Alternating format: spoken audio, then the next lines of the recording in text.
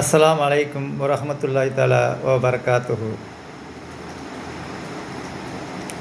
இன்று தெற்காசியாவின் ஜோதி நாகூர் எஜமான் ஷாஹுல் ஹமீது பாதுஷா கத்தஸல்லா அஷ்ரல் அஜீஸ் அவர்களுடைய நினைவு நாள் இன்றிரவு சந்தனக்கோடு நாகூரில் நடைபெற இருக்கிறது. அதிகாலை 4 மணிக்கு அவருடைய புனிதமிக்க மஜார் ஷரீஃபில் சந்தன பூசும் வைபவம் நடைபெற இருக்கின்றது. அல்ஹம்துலில்லாஹ். நாகூர் எஜமான் நாயகம் அவர்கள் இறைநேசர்களுக்கு மிக முக்கியமான இறைநேசராக, உலகம் போற்றும் இறைநேசராக இருக்கிறாங்க. தெற்காசியாவின் ஜோதி என்று சொன்னாலும் உலகளவில் புகழ்பெற்றவர்கள் அவர்கள். சொல்லப்போனால் குத்துபுல் அக்தா மொஹீதீன் அப்துல் காதிர் ஜீலானி கத்தஸல்லா அஷ்ரல் அஜீஸ் அவர்களுடைய வம்ச பரம்பரையில் வந்துதித்த ஒரு மாபெரும் இறைநேசர். இவருடைய சிறப்பை பற்றி அஜ்மீரில் அடங்கியிருக்கும் ஹாஜா மொய்னுதீன் சிஸ்தி ரலியல்லாஹு தஆலா அவர்களும் இவருடைய சிறப்பை பற்றி முன்னெடுப்பு செய்துவிட்டு சென்றிருக்கிறார்கள். அவருடைய சீடர் ஒருவர் இவர்களை காணுவதற்காகவே நாகூரில் அடக்கமாயிருக்க சம்பவங்களாம் உண்டு. அதை தனியாக ஒரு வீடியோவில் பார்ப்பேன் இன்ஷா அல்லாஹ். இந்த எஜமான் ஷாஹுல் பாதுஷா நாயகம் கத்தஸல்லா அஷ்ரல் அஜீஸ் அவர்கள் மிக உன்னதமான ஒரு சக்தி அடைந்த இறைநேசர். அல்லாஹுக்கு உகப்பான நபி ஸல்லல்லாஹு அலைஹி வஸல்லம் வம்சாவளியில் வந்த அஹ்லுல் பைத்தை சேர்ந்த ஒரு இறைநேசர். அவங்களுடைய கராமத்துகள் கொஞ்சம் நஞ்சமல்ல, எக்கச்சக்கமான கராமத்துகள் இருக்கின்றது.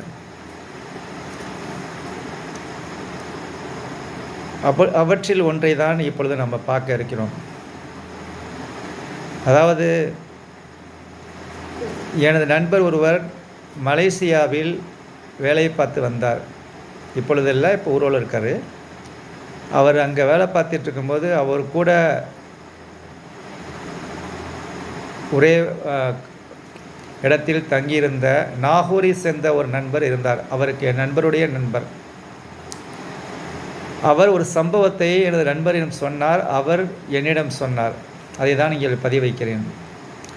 அந்த நாகூரில் சேர்ந்த நண்பர் வேலைக்கு செல்லும் பொழுது போகும் வழியில் ஒரு பள்ளிவாசல் வாசலில் ஒரு இந்தோனேஷியக்காரர் உட்கார்ந்திருப்பார். அவர்களை சுற்றி ஒரு கூட்டம் நின்று கொண்டே இருக்கும் எப்பொழுதுமே.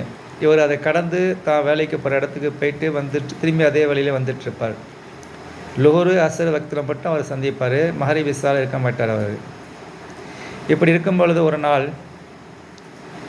என்ன இங்கே கூட்டம் இருக்குது அப்படின்னு சொல்லிட்டு இவர் பார்க்கணுன்னு ஆசை வந்துருச்சு இவருக்கு. ஏன்னா ஒவ்வொரு நாளும் கடந்து சொல்லிட்டாரு, என்ன கூட்டம், யாரை எதுக்காக இந்தோனேசியக்காரை சுற்றி நிற்கிறாங்க அப்படின்னு பக்கத்தில் போய் அவருடைய இவரு போய் நின்றுக்கிட்டு ஒரு நாள் பார்த்தாக்கா, அங்கே சுற்றியில் உள்ளவங்க அங்கே உள்ள மலாயக்காரங்க இந்தியக்காரங்கெல்லாம் அவர்கிட்ட இதனுடைய பிரச்சனைகளை சொல்லி தீர்வு கேட்குறாங்க. அந்த நபர்கிட்ட, இந்தோனேசியக்காரர்கிட்ட. அவர் ஏதோ ஒரு சொல்கிறாரு. அவர் கேட்டுட்டு மகிழ்ச்சியோடு அவங்க போகிறாங்க, தீர்வு கேட்டு சந்தோஷத்தோடு போகிறாங்க. இதுதான் நடக்குது அப்படிங்க தெரிஞ்சுக்கிட்டார். ஒரு நாள் இவர் பேசுகிறதெல்லாம் கேட்கும் போதெல்லாம் அப்படியே உண்மை மாதிரி நம்புகிறாங்களா மக்கள். இது உண்மையாக இல்லையான்னு டெஸ்ட் பண்ணணும் அப்படின்னு சொல்லிட்டு இந்த நாகூர்கார நண்பர் ஒரு முடிவெடுத்தார். முடிவெடுத்து என்ன பண்ணால், ஒரு நாள் காலம்பறையே கொஞ்சம் குயிக்காகவே கிளம்பி போய் ஊருக்கெல்லாம் ஃபோன் பண்ணி பேசிவிட்டு திரும்பி நேராக இவர்கிட்ட இந்த இந்தோனேஷியக்கார்ட்ட நீங்கள் இந்த மாதிரி எனக்கு எனக்குள்ள பிரச்சனைகளை சொல்லி இந்த மாதிரி சொன்னோன்னா, அவர் எந்த ஊர் எந்த நாடு அப்படின்னு கேட்டால் இந்தியாவில் நாகூர் அப்படி அட்ரஸ்லாம் சொன்னார். சொல்லிவிட்டு ஒரு 5 நிமிஷம் 10 நிமிஷம் ஆச்சு, 20 நிமிஷம் ஆச்சு, 30 நிமிஷம் ஆச்சு, நான் 3/4 நேரம் ஆச்சு, அவர் பதிலே சொல்லலை. ஆனால் இதுக்கு முன்னாடி அவர் பார்த்த சம்பவங்கள் எல்லாமே வந்தவர்களுக்கு 5 to 10 நிமிடத்துக்குள் அவருடைய பிரச்சனையை சொல்லிவிட்டு தீர்வு சொல்லிவிடுவார். இவருக்கு 45 நிமிஷமாகி அவர் எந்த தீர்வும் சொல்லவில்லை. அப்பொழுது என்ன லேட்டாகுது, எனக்கு மட்டும் லேட்டாகுது, நான் ஆஃபீஸ் வர போகணுமே அப்படின்னு சொல்லிங்க. இல்லை ஒரு நிமிஷம் இருந்துங்க சொல்லிட்டு அவர் ஒரு செய்தியை சொல்ல ஆரம்பித்தார். நீங்கள் நாகூரில் இந்த வீட்டில் இருக்கீங்க, உங்களுக்கு இத்தனை குழந்தை, இத்தனை மனைவி மக்கள் இன்னும் இது பண்ணிகிட்ருக்காங்க, நீங்கள் இந்த இது சமைச்சிருக்காங்க நீங்கள் உங்கள் வீட்டில் அப்படின்னு கரெக்டாக எல்லாத்தையும் கேட்டுட்டார். ஏற்கனவே ஒய்ஃப்கிட்ட ஃபோன் பண்ணி எல்லாத்தையும் கரெக்டாக சொல்லிட்டார். சொல்லிவிட்டு அவர் அப்படியே எல்லாம் சரியாக இருக்குது, இந்த பிரச்சனைக்கு என்ன சொன்னால் அதையும் சொல்லிட்டார். இவர் ஏதோ ஒரு பிரச்சனையாக ஒரு சின்ன பிரச்சனையை கேட்டிருக்கா, அதுக்கும் சொல்யூஷன் சொல்லிட்டார்.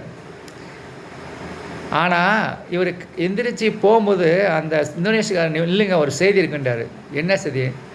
உங்கள் ஊரில் அரண்மனை ஏதாவது இருக்குதான்னு கேட்டார். உங்கள் ஊரில் அரண்மனை இருக்குதா? நான் அவர் அரண்மனைன்னா என்னது அரண்மனைன்னு சொல்கிறார். அந்த மாதிரிலாம் நாகூரில் இல்லையே. ஏதாவது பெரிய ராஜ மடம் இதை மாதிரி இருக்குதா? அரசர்கள் தங்கி போடுற மாதிரி இடம் மாதிரி ஏதாவது இருக்குதா அப்படின்னு கேட்டார். அவர் அந்த மாதிரிலாம் எதுவும் இல்லையேன்னு சொல்லிட்டு ஒரு மைண்டில் டக்குன்னு கிளிக் ஆகிடுச்சு. என்னாடாக்கா இது நாகூர் தர்கா தான் அப்படி சொல்கிறாரோ, அதுதான் பெரிய லெவலில் இருக்குமே, அதுதான் சொல்கிறாருன்னு நினச்சிட்டு ஒரு ஆன்மீக ஞானி ஒருத்தர் பல வருடங்களுக்கு முன்னால் இங்கே அடக்கமாக இருக்கிற ஒரு ஆன்மீக ஞானியுடைய அடக்க ஸ்தலம் இருக்கிறது, பெரிய இடம் அரண்மனை மாதிரி தான் இருக்கும், அதை சொல்லலாம் அப்படின்னு அவர் கேட்டிருக்காரு. தெரியல. நான் எதுக்கு நான் இது கேட்குறேன்டாக்கா, எல்லாருக்குமே 5 to 10 நிமிஷத்துக்குள்ளே நான் தீர்வு சொல்லிவிடுவேன். அதை எப்படி நான் தீர்வு சொல்கிறேங்கிறத சீக்கிரட்டை நான் உங்கள்கிட்ட சொல்கிறேன். நான் ஒரு ஜின்னை வசப்படுத்தி வைத்து வேலையை வாங்கி வருகிறேன்.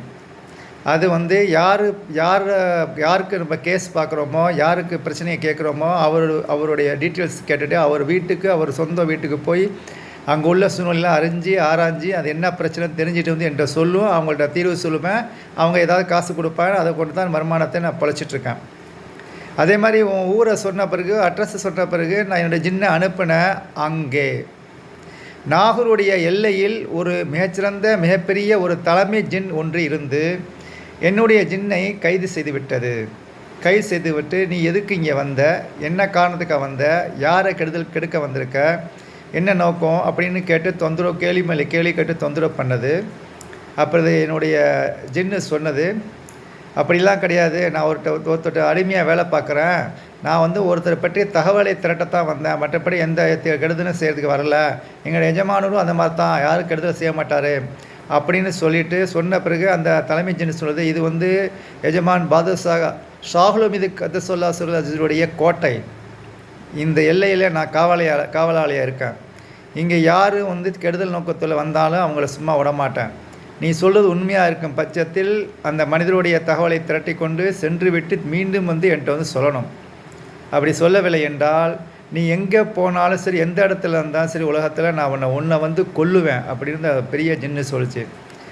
சொன்ன பிறகு இந்த ஜின்னு தகவலை திரட்டிட்டு என்கிட்ட சொல்லிச்சு. அதனால தான் லேட்டு 40 minutes ஆகிடுச்சு. சொல்லிவிட்டு நீங்கள் முன்னாடியே சொல்லியிருக்கக்கூடாதா, அங்கே மாதிரி ஒரு பெரிய அரண்மனை இருக்குன்னு சொல்லியிருக்கக்கூடாதா அப்படின்னு அவர் கேட்டுட்டு, இல்லை நீ உங்கள் ஜின்னு மறுபடியும் என்கிட்ட சொல்லிவிட்டு அந்த ஜின்னு போயிடுச்சு, அங்கே நாகூருக்கு போயிடுச்சு அப்படின்னு சொன்ன பிறகு இவர் என்ன சொன்னார், அவர் திரும்பி வந்தபோது என்ன சொல்லுதுன்னு சொல்லிவிட்டு எனக்கு சொல்லுங்கன்னு சொன்னார். இவர் ஈவினிங் வேலையை விட்டு வரும்பொழுது மறுபடியும் உங்கள் ஜின்னு வந்துச்சா அப்படின்னு கேட்டபோது ஆமாம் வந்துச்சு அப்படின்னு சொல்லிட்டு நான் ஒரு எஜமான் ஷாஹுல் பாதுஷா கதசொல்லா அசுருடைய வாழ்க்கை சிறதி அப்படியே அழகாக அவர் சொன்னார். இந்தோனேஷியாக்காரர் ஒரு மகா உன்னதமான ஒரு மனிதர், அந்த மனிதருடைய ஆட்சி பீடத்தில் எக்கச்சக்கமான ஜின்கள் ஊழியம் செய்து கொண்டிருக்கின்றன. ஆகையால் நீங்கள் அவர்கிட்டே நீங்கள் அங்கேயே போய் நீங்கள் பிரச்சனையை சால்வ் பண்ணியிருக்கலாம், என்கிட்ட கேட்டிருக்க அவசியமே கிடையாது அப்படிங்கிற இந்த சரிதையை அந்த இந்தோனேசியக்காரர் நாகூர் நண்பரிடம் சொல்ல, என் நண்பரின் நண்பராகிய நாகூர்காரரிடம் சொல்ல அவர் என்னிடம் சொன்னார். அதை நான் பதிவாக கிட்டத்தட்ட ஒரு 4 வருஷத்தின்படியே நான் பதிவு போட்டிருக்கேன் வாட்ஸ்அப்பில். அதை வீடியோவாக பதிவு வைப்பதற்கு தான் இந்த வீடியோ. ஆகையால் எஜமான் ஷாஹுல் பாதுஷா கதசொல்லா சிறுடைய அவங்க அடங்கியிருக்கிற அந்த நாகூர் ஒரு ஆன்மீக கோட்டை. அந்த கோட்டையில் அவங்கள உண்மையாக முராது வைத்து அங்கே சென்றால் நிச்சயமாக நம்முடைய பிரச்சனைகள் தீர்க்கப்படும். காரணம் இது அனுபவத்திலே எனக்கு இருக்குது, அனுபவத்திலையும் நான் சொல்கிறேன். பல விஷயங்கள் அவங்க மூலமாக நிறைய விஷயங்கள் தீர்வு காணப்பட்டு விட்டது. அடுத்த அவங்களுடைய கிராமத்தில் நடந்த சம்பவத்தை அடுத்த கிளிப்பில் இன்ஷா அல்லாஹ், அடுத்த வீடியோவில் நான் இன்ஷா அல்லாஹ் சொல்கிறேன். அஸ்ஸலாமு அலைக்கும் வரஹ்மத்துல்லாஹி தஆலா வபரகாத்துஹு.